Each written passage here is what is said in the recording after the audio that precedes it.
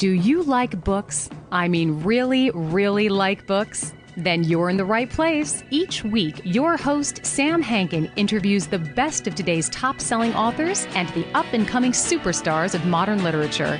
This is The Avid Reader. Here is your host, Sam Hankin. Hi, everyone. Welcome to another edition of The Avid Reader, brought to you by Wellington Square Bookshop. Our guest today is Steve Stern, author of The Village Idiot, published by Melville House. It'll be released in not late September, mid-September now. I think they moved it up. Steve's works include The Pinch, The Books of Mischief, The Wedding Jester, A Plague of Dreamers, many more. He's won the Pushcart Prize twice and O. Henry Award, and many others. He's taught at Skidmore and was a Fulbright scholar at Bar Ilan in Tel Aviv. The Village Idiot is a study of Chaim Soutine's life from front to back and back to front. His friendship with Modigliani sort of grounds the work, but as Chaim trudges along a river bottom, he encounters himself in detail, past, present, and future. So this relatively unknown expressionist lived in Paris, was born in Minsk, and his Jewish heritage obviously influenced the work and his life, as is clearly pointed out throughout by Steve. He only lived 50 years, mostly in squalor and filth, with the times and pain, and with the times his lovers who put up with him and take up a good and fascinating portion of the book. His patron and savior of sorts was Albert Barnes, creator of the Barnes Collection, the Barnes Museum, which is about 20 minutes from where I'm sitting right now, and I'm thankful that it is. So focusing still on me, as I am wont to do, my grandfather was also born in the Pale of Settlement in the same year as Marc Chagall, and in his village, Vitebsk. And if you look at his village painting, you'll see my grandfather's house upside down or not. Is that your grandfather in the air over the rooftop? I wish it was. But, suffice it to say that the book did strike home for me and gave me a closer look at an artist whose name I knew, but whose work I really didn't. So the question is, who was he? And you're Steve. So thanks a lot for joining us today to talk about him. Thank you for inviting me. Yeah, I've lived with Soutine now for a few years, so I don't think of him as an unknown artist. And you can find his work in the Met, and the Barnes Museum has the largest collection of Soutine in the country. Dr. Barnes was a collector who would travel to Paris, and he loved Cézanne, he loved Renoir, he loved the moderns, and he actually came across a Soutine painting in a gallery in Paris, and it was perched high on the wall because nobody knew who he was and nobody was buying the paintings. And he said, "That one's a peach." The French gallery owner said, "No, it's a Soutine." And he said, I want to see more. And so the gallery owner took him to Zborowski, who was Soutine's agent, and bought all of his paintings. So, and Soutine had, as you said, been living in utter squalor. He was the prototype of the starving artist, literally starving. A lot of his early paintings are, and you see like a herring and a couple of forks on the plate, and he would paint them, the food, with his mouth watering, and then eat his subjects. But Zborowski had about 50 of his paintings, and Barnes bought them all and really catapulted Soutine into the public eye. So he was far from unknown in Paris. This is around 1923. And in fact, he was envied. He was the envy of all of his peers of the School of Paris. The School of Paris, distinct from the School of France, were a group of painters, most of them from Eastern Europe, most of them Jewish, from shtetls. These are small towns, often really backwaters, impoverished, and they found their way to Paris in the teens and 20s and began to paint. This is a phenomenon that had not previously existed. There was virtually no Jewish art until the 20th century.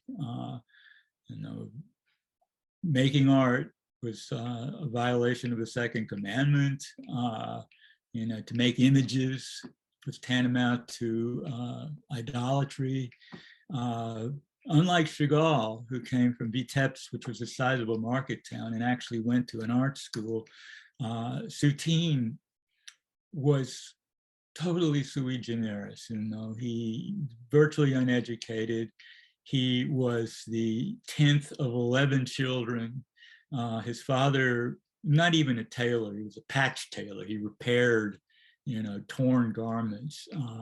The family had absolutely nothing. And somehow this bumpkin was inspired from an early age to paint with no influences.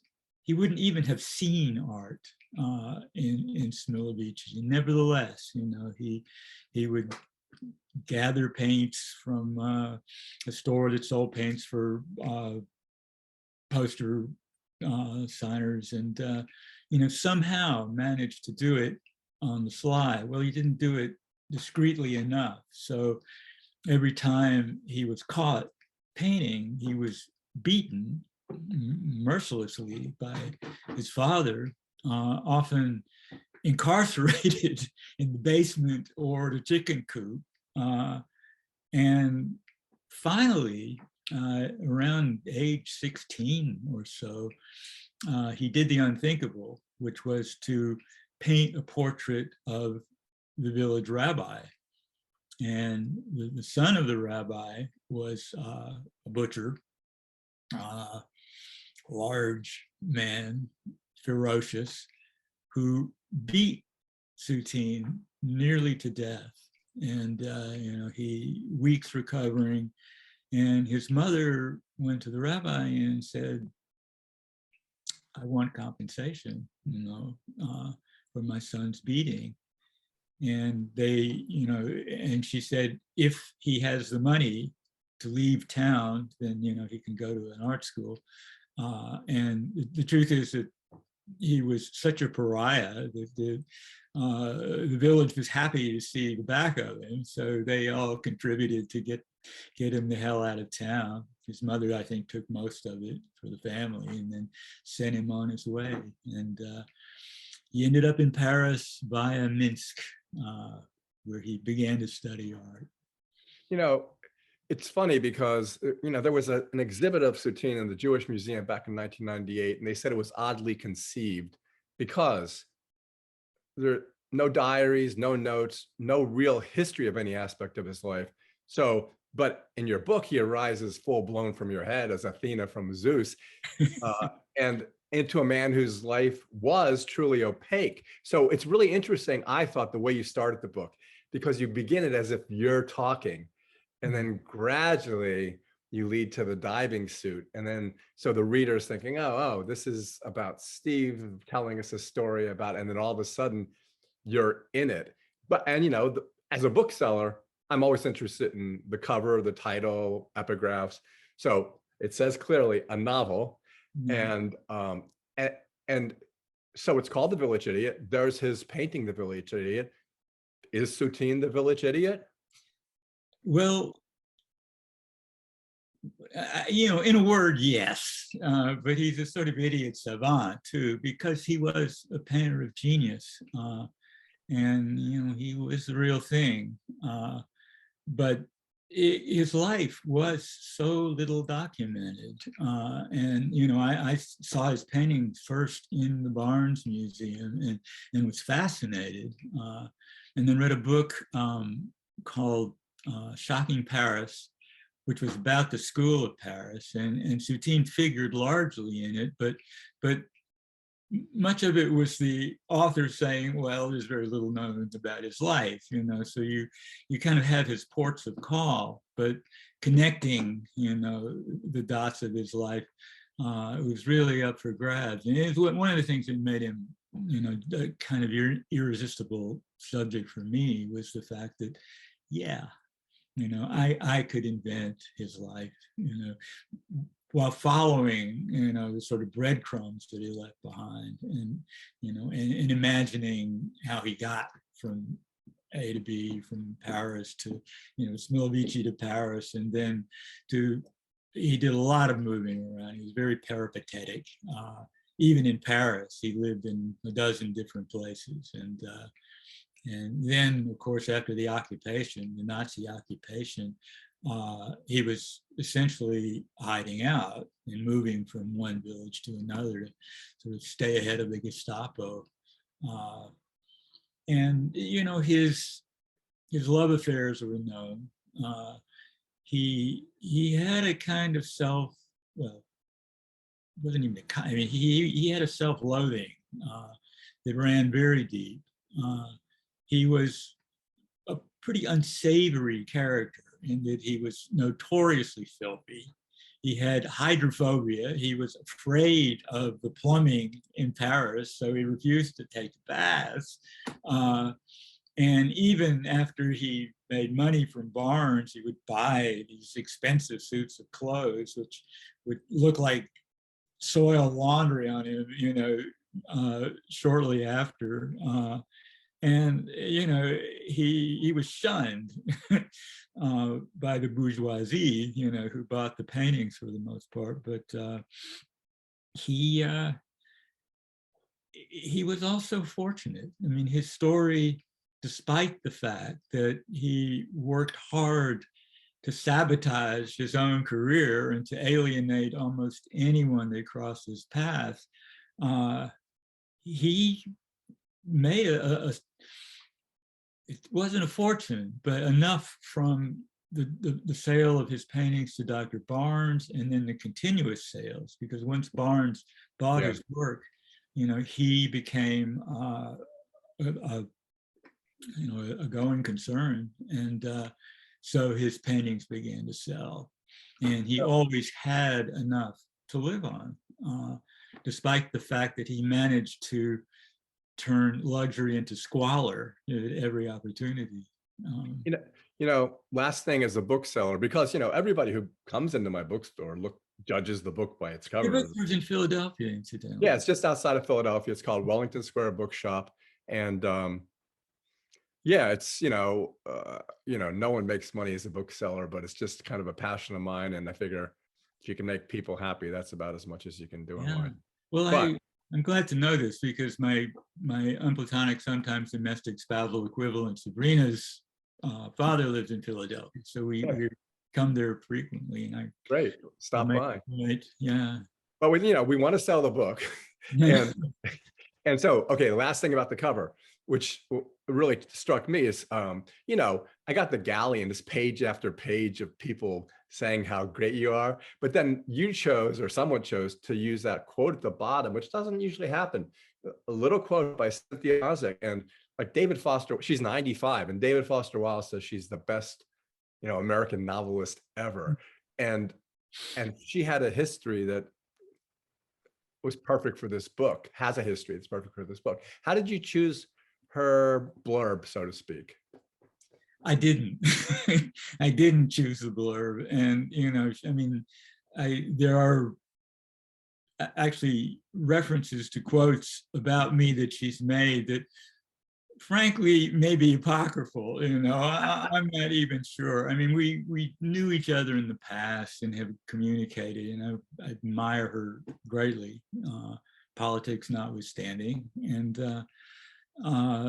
so she's always been a champion of my work, but I don't think that her quote actually made the cover of the printed book. I had no idea. So what I was going to ask you was, because again, getting readers interested in this, because again, now he's obscure, then he was famous. Now you're thinking of Modigliani, who we'll talk about, and Chagall, obviously. But the opening scene, as I said, you begin and you say most of the stories about him are untrue, which you then tell an untrue story. But talk about the race, because that's fascinating. Did it happen? Did all those artists, including Picasso, participate? That's what the reader is going to be interested in, at least drawing them into the book. It might have happened. I just thought, well, this is an inevitable sort of thing. And Modigliani was a lot of things. And, everybody knows Modigliani's painting. If you know nothing about modern art, you've seen Modigliani. The cover of the book is Modigliani's portrait of Soutine. I had originally wanted to use a self-portrait that Soutine had done, which he called the grotesque, because he saw himself as grotesque. And the publishers thought it was actually too grotesque to put on the cover of a book, so they used Modigliani's painting. But Modigliani was a kind of a prankster, and he was very keen on destroying himself, before he was 35. And what's the phrase? Épater les bourgeois. He loved to sort of prank, the establishment, and also it was wartime in Paris during the First World War, and times were very difficult and everyone was on slender means. And so I thought Modigliani would be the one to conceive something like a boat race among the artists, where they would build their own crafts, most of which would just sink right to the bottom, immediately. And and I had a kind of a vision of Modigliani in a bathtub being pulled by, he would want swans, but in fact, all he can find is geese. But he has to fix the race in a way that would allow him to win. So his young friend, Soutine, who was fairly fresh from the provinces at this point during the First World War, and who adored Modigliani. And this is a total exception from any other relationship in Soutine's life. He did not adore anyone, and a very difficult character to get along with. But for Modigliani, he would do virtually anything. So I thought, well, let's have Modigliani, sort of strong arm him into putting on a diving suit and walking along the floor of the Seine, pulling the bathtub that Modigliani is in to ensure that he will be victorious in this boat race. And then I thought, well, as a device, this is a nice vehicle for memory, and I didn't want to do a chronological, biographical, historical novel about Soutine.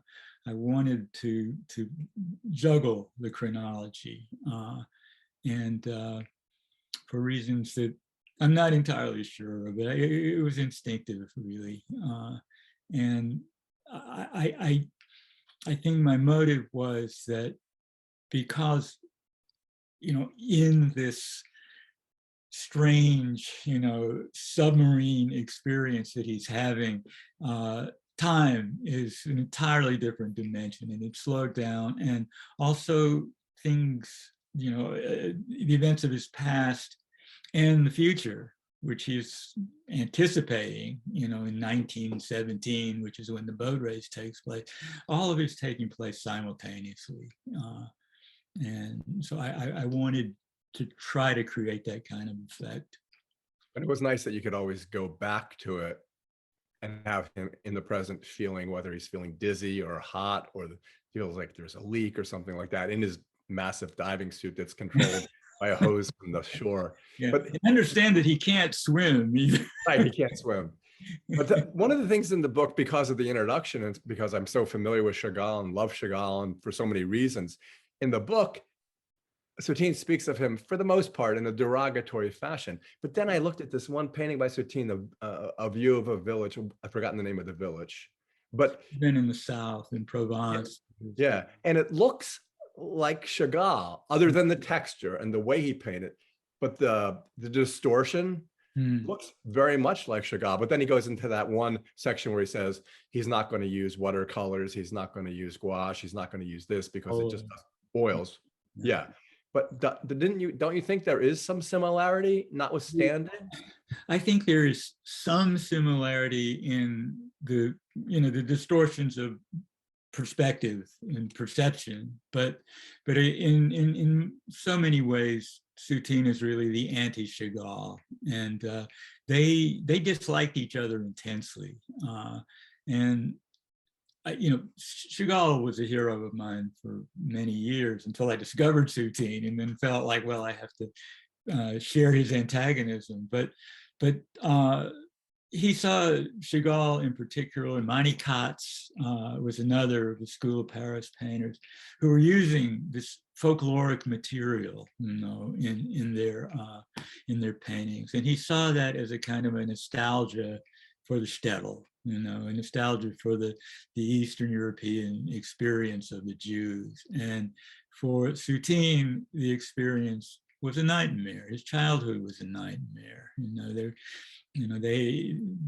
family had nothing, lived in a village that was always vulnerable to pogroms, to expulsion. And so he really had an attitude towards the kind of nostalgia that he thought Chagall was exploiting. I don't agree with that entirely, but at the same time, it's a real distinction between their work, their paintings. Yeah, but Vitebsk went through not only being in the Pale, but it went through the pogroms, it went through World War I, it went through war. I want to go there, but it's everything that was there is destroyed, but I have a great book about it. But the thing about it is that Soutine is even happy that Chagall gets stuck back and, he leaves, and he comes back at a really bad time. Yeah, his timing was terrible. He went back to teach at a school in Russia, and the revolution happened, and he couldn't get back to Paris. And by the time he did, all of his works had been destroyed, scattered, and he had to start over again.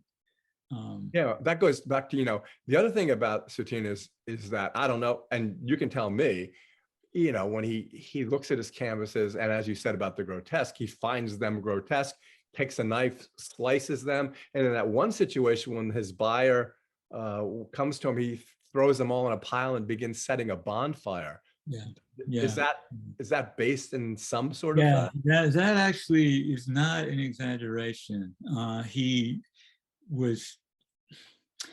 had a kind of relation to his work where often, and more often than not, his dissatisfaction resulted in these violent reactions, and he was known for slicing up canvas after canvas. And his dealer, Zborovsky, actually would commission someone to piece these paintings together, tape them and then take them back, to the galleries.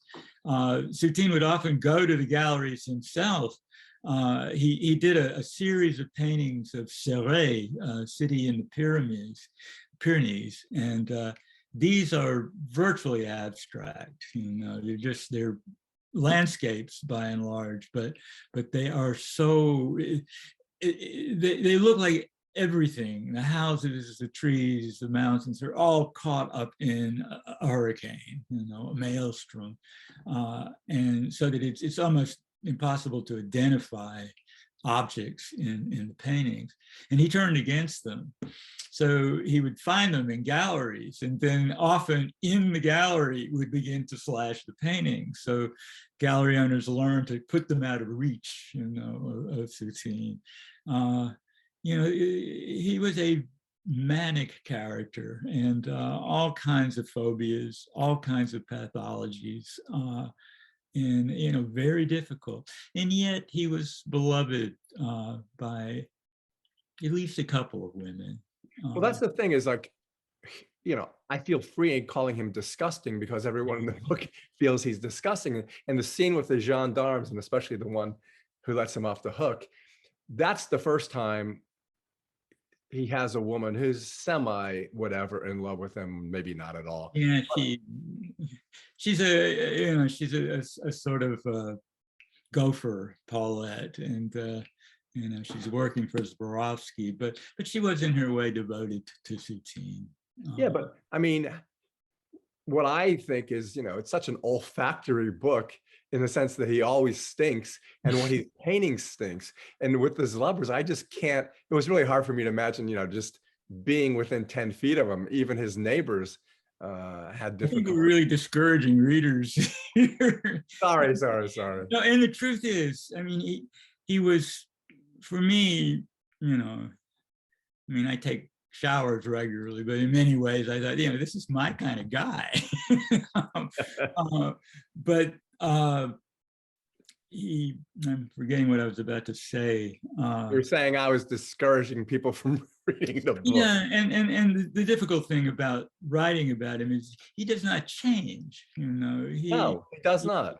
And it's it's a challenge to write about a character who doesn't change, because that's something that readers are usually expecting in a novel, in a protagonist. But part of what fascinated me was that he is faithful to nothing but his vision, and in a way he is a kind of instrument for that vision, and his entire life is dictated by it, and and he's just swept from place to place, but always it's the vision that comes first. And his translation of people, landscapes, still lifes into a dimension which is entirely his, I think, and that allows the observer to see the world in ways that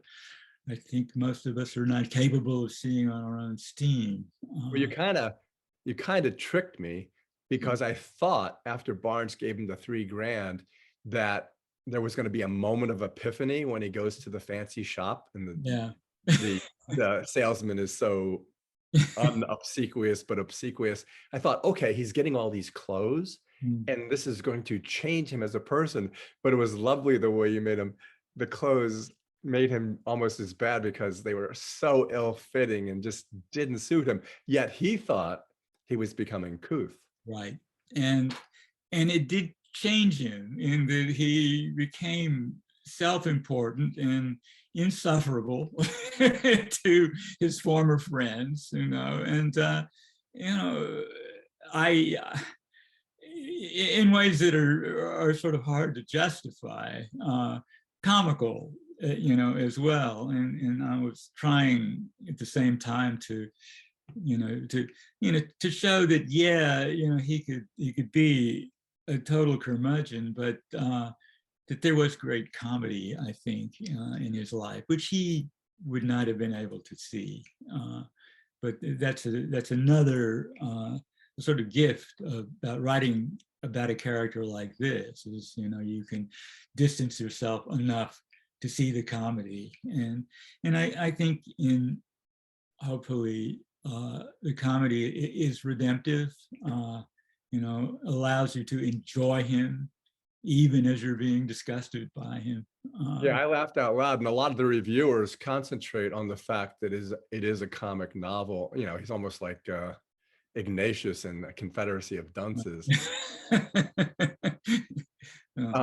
But let's skip ahead on the lovers and go forward to Marie Berthe, because, and then she was, go ahead, you explain it, because she was the widow of, and all that stuff. Yeah, she had been a sort of muse of the realists, and she was married to Max Ernst, and she's very beautiful, really angelic, but a little crazy. And after Ernst went on, I think it was Leonora Carrington and a series of women, but he dumped her. And it was during the occupation, during the Second World War, when I had her introduced to Soutine. I'm actually not certain how they met, but Madame Castaing, who was Soutine's great patron later on, and became famous for his sort of interior decoration. The Castaing model became sort of internationally famous, but wealthy family. And she introduces Mary Berthe as a kind of a muse, or looking for an artist to inspire, and also well on her way to into alcoholism, drug abuse, and a somewhat desperate woman. So she latches on to Soutine, as sordid as he is, and they stayed together, and she stayed with him throughout the years of the occupation and right up until his death, and even had him buried in a family plot, and later on had herself buried with him. She made sure that there was a crucifix put on the grave of Soutine, and so she's an ambiguous character. She's very difficult to define, because on the one hand, they had a very stormy relationship, and it's hard to think that there was authentic love there, but at the same time, well, we would call them codependent, I guess. There were two scenes with her that were very poignant for me. One, and the phrasing you did was perfect. The sound of her stockings swishing together as they rubbed against each other, which is an unusual word. And yeah. And then when he has his friends over, which he seems much more couth, showing them his paintings, and then he takes off the cloth, which he doesn't usually do, and shows the painting of her. And then when he leaves and he comes back, she's completely altered it. And then once again, the butcher knife comes out and he begins to slash it. Yeah. And in some ways that's a sort of semi-climactic scene, because he's essentially a dying man at that point in the narrative. He's washing his hands of her, but then again, his illness makes him dependent on her at the same time. And also he's running from the Nazis, right? Living in the forest, and in great pain during that time period. Yeah, it's an extraordinarily harrowing time, and and there are years of this, because he had these chronic ulcers all his life, and arguably a sort of residue from his childhood of malnourishment, and also a kind of stress that I think was with him all his days, but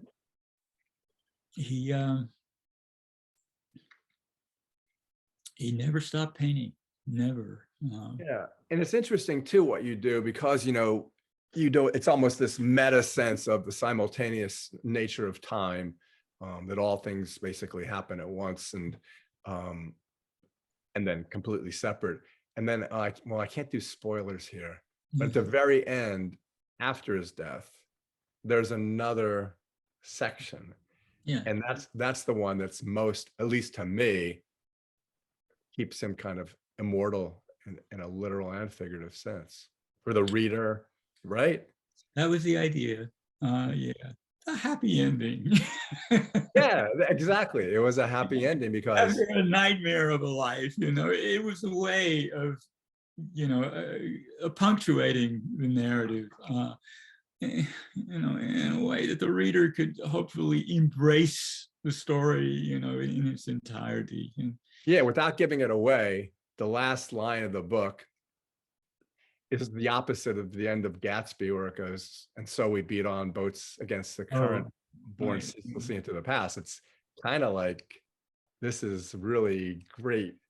Yeah, that was very well done, I thought. And it's also, it was just a wonderful period to write about.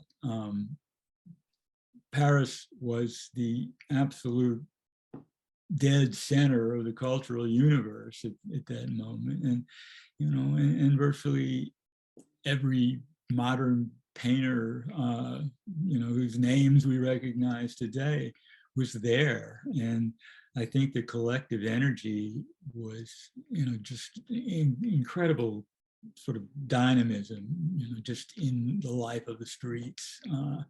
And in the cafes, the Montparnasse had become really the kind of cultural center of Paris. You had the slightly earlier generation like Picasso and Braque and Juan Gris, the Cubists who had settled in Montmartre. Picasso famously in what Max Jacob called the Bateau Ivre, which is, the Bateau Le Boire. Bateau Ivre is his Rimbaud's drunken boat. But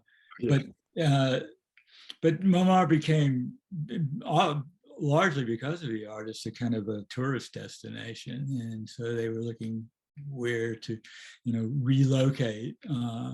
And everybody moved to Montparnasse. And you had all of these cafes that just mushroomed all over that area, the Dome and the Rotunda and the jockey, places, not just the artists, but, you'd find the American expats, Hemingway, Fitzgerald and company. And they're, so when they weren't in their studios painting, they were in the cafes, and talking and arguing. And when Soutine first came to Paris, he had some countrymen that had preceded him, Moishe Kissling and painters that aren't so well known now, like Pincus Cremain, and they all had names beginning with K. And they said, come to La Ruche. La Ruche was this octagonal building that had been constructed from these dismantled or deconstructed buildings from the Paris exhibition for which the Eiffel Tower was built. And it was all financed by this sculptor, Boucher, who nobody remembers, but he was popular and wealthy.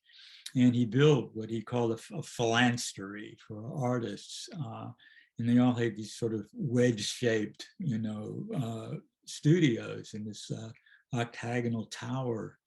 And the list of artists and writers that live there is, just magisterial. I even got handy Apollinaire, Archipenko, the Russian, Osip Zadkine, Moishe Kissling, Marc Chagall, Fernand Léger, Brancusi, Diego Rivera, Modigliani and Soutine, and so La Ruche means beehive, and that's kind of the way it was, perceived as this hive of artists and, incredible intensity of creativity going on there.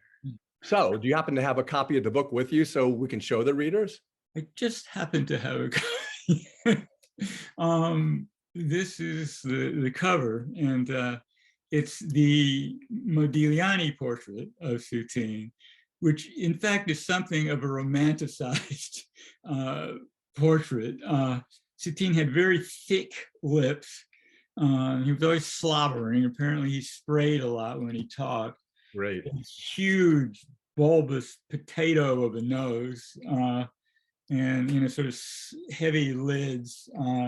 And his hair was always in disarray.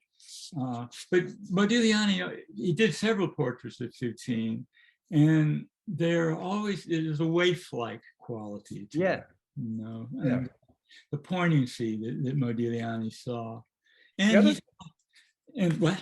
I was going to say, that reminded me of the way he loved the color red and the vermilion, and it was the palette that he created that in a great part made his paintings what they are today. Yeah, he loved red.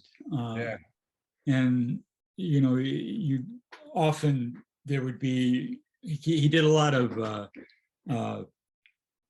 people in livery, you know, bellhops, head waiters, you know, chambermaids, bakers, and they would often be holding like a red handkerchief, you know, the famous one of a woman in an enormous red hat. And you know, they're very striking paintings, but yeah, I mean, well, nobody liked the way they looked afterwards. No, they hated the way they looked. And he always seemed to add, you know, decades to the age of his subjects as well. So nobody was ever satisfied with a Soutine portrait. And you know, in a way, I'm not sure that he was, you know, mining their soul in the way that Modigliani would claim to sort of, you know, exploit the soul of the subjects, so much as seeing them as archetypes and, you know, and mythologizing his people, his portrait. And because of his personality, he couldn't really get models that he might want to have. So he always got the people that were the most miserable looking. Yeah. And I think there's a way too in which he identified, you know, with the working class, and, you know, was not a painter of gentry. But Modigliani believed in his genius from the very beginning, and on his deathbed was said to have said to Zborowski, the dealer, who was devoted to Modigliani, that, you know, I'm dying, but I leave you Soutine. Zborowski wasn't that thrilled, you know, for that legacy, but nevertheless, Soutine did well for him in the end. Well, when Zborowski gave him his gopher girl and also the chauffeur, that reminded me that, you know, he would like to take a trip somewhere thinking he would paint it, and then he'd get there and go, no, I don't like it. And then the chauffeur decided he quit because he was sick and tired of like taking him places where he didn't want to be. Right. But he stays, you know, and it's the thing. I mean, there must have been a kind of magnetism to the because so many people that, you know, that he was trying his best to drive off, you know, hung around. And his friendship with Elie Farr, whose country house he goes to, and he actually falls in love with Elie Farr's daughter. He was the greatest art critic of his day, and he wrote an enormous, several volume history of Western art, and, you know, wonderfully learned man. And a sort of Renaissance man. He was a doctor as well, a practicing doctor, unlike Dr. Barnes. And he loved Soutine, and, you know, they were about as odd a couple as could possibly be. But when the daughter rejected Soutine's proposal, and she did it very gently, he blamed Elie Farr for setting him up to be, you know, rejected, and broke off their friendship. But it's another. Sorry, how do you think that like Dr. Barnes? I mean, obviously you've been there, I've been there, and you look at it and you go, how the hell did he know? And then, you know, he's just, you make him out to, you know, people look at him differently, and then the will and how they broke the will and all that stuff, which was horrible. But what is it that allowed him to say, you know, this is he had a high school friend who became one of the Ashcan group of artists in New York, and I'm trying to remember his name. I forget everything these days, but his friend essentially educated him about art. And, Barnes invented this. It was in a way a kind of a snake oil seller, but he did very well with this argyrol, which is a kind of cure-all medicine that he created, made a fortune, and had this passion for art early on, and modern art, and Cézanne in particular, but much more Renoir, and then Matisse, and he became a lover of Matisse. So this is a generation just before Soutine and Modigliani and company, and he'd always sent his friend as a sort of emissary to Paris to purchase for him. And in many ways, the friend cultivated his tastes, and then he decided he wanted to go to Paris himself. And that's when he discovered Soutine, and they met. I want people, and when the book's released, and I'm going to come out from behind the counter and hand sell it, as my staff will no doubt. And but in any event, it's funny because it's like this incredible exercise in imagination on your part. But I guess in conclusion, in the acknowledgments, you pay homage to Stanley Meisler's book, right? Which I guess kind of grounded you, right? Yeah. I knew absolutely nothing about Soutine, except that his paintings excited me immensely. And then a friend of Sabrina's said, "Well, here's this book, Shocking Paris," and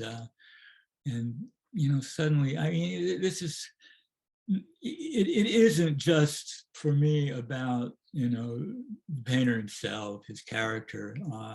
It's the background and the childhood and the shtetl upbringing, and the idea that he grew up in this sort of fanatically Jewish milieu that was antagonistic towards art, hostile towards art, and that it was also a culture that he was never really able to escape. So I have these characters out of folklore that follow him to Paris, and turn up wherever he is. And that also allowed me to to sort of bootleg in a lot of the Jewish folklore that I've been enamored of for decades, and to put Soutine in that culture as well. So yeah, like I said, he's my kind of guy. Well, yeah, and as we pariah. And as we conclude, as soon as I hang up with you, I'm going to turn around, go back to one of my Chagall books and look through it and see if I can understand why Soutine, and apparently you a little bit, don't hold him in the highest regard, but I do. Yeah, no, I mean, when I first began to write about Jews, because I grew up in a Reform temple in Memphis, Tennessee, and they were trying their best to be invisible, and I thought I was a Methodist until I was 30, and so the idea of Chagall, who was taking that Eastern European experience, and turning it into myth, and these characters in these places that, that had a kind of ethereal, magical quality. I wanted to write like that. I wanted to write stories that could echo Chagall, and I'm not alone in that. But Malamud had the same impulse. There's even a story, The Magic Barrel by Bernard Malamud, that ends with an image of a violin, and a sort of crown of candles in the sky that he took straight out of Chagall. It's funny. I understand what the difference is now. When I grew up outside of Philadelphia, I went to Knesset, Israel, next to Beth Shalom, which was designed by Frank Lloyd Wright. It was Reform. And then my high school, Cheltenham High School, was like 80% Jewish. So I'm the opposite. I didn't know there were people who weren't Jewish. Yeah. So maybe that's why my romantic view, as Yeah. opposed to yours, is what creates. Yeah, no, we were 1% of the population, owned everything. You know, you go down Main Street when I was a kid, and it was Lowenstein's, Goldsmiths, Dreyfus. You know, that you'd think that it was a Jewish city, but That's why we get in. That's why we get in trouble. absolutely, you know, absolutely, it made us all the more conspicuous in growing up in Memphis, because those were the days when, well, anti-Semitism is coming back into fashion, as we know. But you know, in those days, it was very flagrant. Well, we could go on for hours, but Yeah. it was a pleasure reading the book. And like I said, you know, it's nice to be a bookseller, because normally you read a book, you put it back here. Here, I read books and interview people, and then I can take the book out into the world. So I appreciate what you've done. Well, I appreciate you, and I look forward to seeing you guys in Philadelphia next time we're there. Okay, you know my email and number, so give me a call and we'll set something up and Yeah, have lunch or dinner or something. I am a creature of bookstores. You know, God bless you. Thanks very much. That makes me very happy. Okay, Steve. Talk to you soon then. Bye-bye. Bye-bye.